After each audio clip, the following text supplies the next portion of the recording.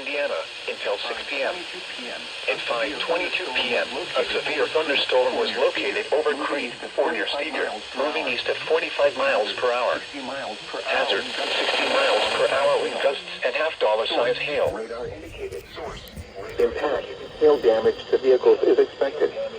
Expect wind damage to roofs, siding, and trees. Locations impacted include Hammond, Gary, Portage, Merrillville, East Chicago, Schererville, Hobart,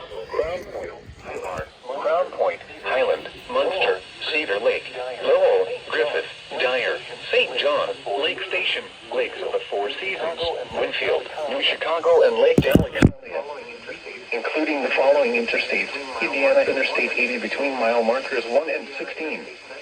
Indiana Interstate 90 between mile markers 8 and 21. Indiana Interstate 94 near mile marker 16. Indiana Interstate 65 between mile markers 240 and 261. This includes Indiana University Northwest, Purdue University Calumet, Indiana Motor Speedway, Lake County Fairgrounds, and South Shore Railcat Baseball. For your protection, move to an interior room on the lowest floor of a building.